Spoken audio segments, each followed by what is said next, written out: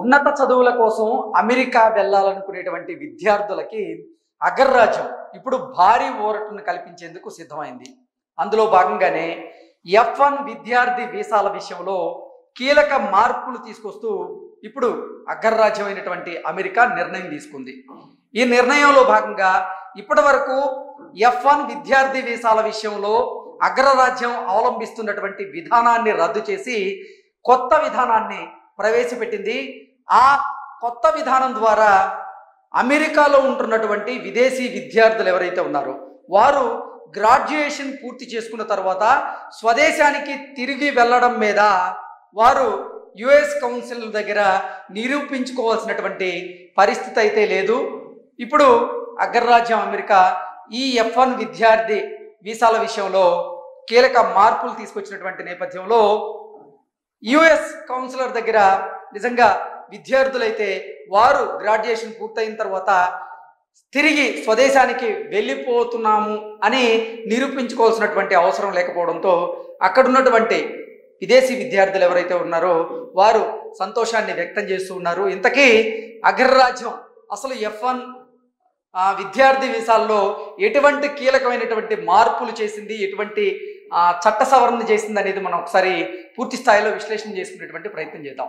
ఉన్నత చదువుల కోసం అమెరికా వెళ్ళాలనుకునేటువంటి విద్యార్థులు ఎవరైతే ఉన్నారో వారికి అగ్రరాజ్యం భారీ ఊరటనైతే కల్పిస్తూ ఉంది. ఇందుకోసం F1 విద్యార్థి వీసాల్లో కీలక మార్పు అయితే తీసుకురానుంది.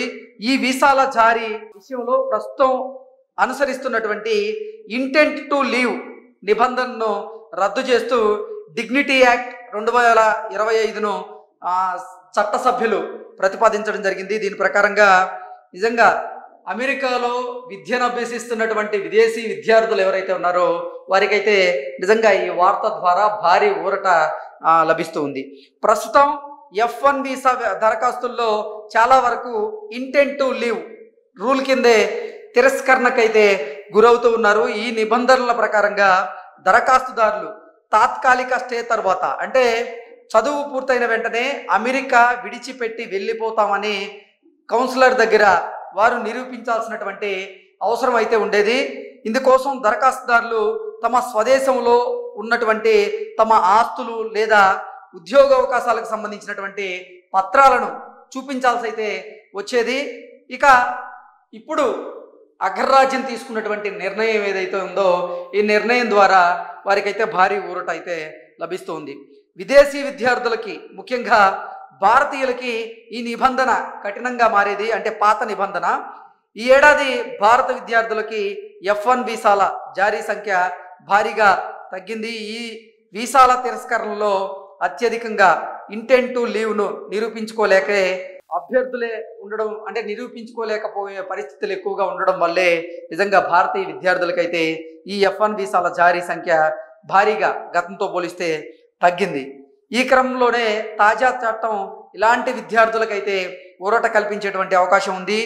తిరిగి వెళ్ళే ఉద్దేశం ఉందా అనేటువంటి ప్రశ్న లేకుండా వీసాలను జారీ చేస్తే అమెరికాకు వచ్చేటువంటి విదేశీ విద్యార్థుల సంఖ్య పెరిగేటువంటి అవకాశం ఉందని ట్రంప్ యంత్రాంగం అయితే భావించింది. అందులో భాగంగానే F1 విద్యార్థి వీసాల విషయంలో ఇటువంటి కీలకమైనటువంటి మార్పులు తీసుకొస్తూ ఉంది. అయితే ప్రస్తుతం ఈ ప్రతిపాదన బిల్లు ప్రస్తుతం ఈ ప్రతిపాదన ఏదైతే ఉందో అది బిల్లు దశలోనే ఉంది.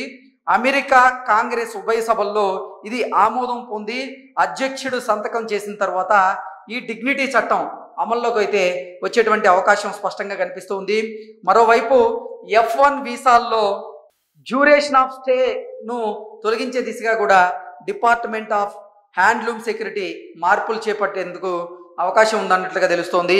ఎంతకాలం అంటే అంతకాలం చదువుకునేటువంటి వీలు లేకుండా పరిమిత కాల నివాస అనుమతితో కూడినటువంటి విద్యార్థి వీసాలను మంజూరు చేయాలని నిజంగా అమెరికాలో ఉన్నటువంటి కొంతమంది అధికారులు ప్రతిపాదించినట్లుగా తెలుస్తోంది. దీని ప్రకారంగా చూసుకున్నట్లయితే డ్యూరేషన్ ఆఫ్ స్టేను తొలగించే దిశగా ఇప్పుడు డిపార్ట్మెంట్ ఆఫ్ హ్యాండ్లూమ్ సెక్యూరిటీ మార్పులు చేయబోతున్నట్లుగా తెలుస్తుంది. సో ఓవరాల్గా అంటే ఉన్నత విద్య కోసం, ఉన్నత విద్యా అవకాశాల కోసం ఎవరైతే ఉన్నత చదువుల కోసం అమెరికా వెళ్ళాలనుకుంటున్నారో ఆ అమెరికా వెళ్ళాలనుకుంటున్నటువంటి విద్యార్థులకు మాత్రం ఇప్పుడు అగ్రరాజ్యం భారీ ఊరటనిచ్చేటువంటి వార్తనైతే అందించింది.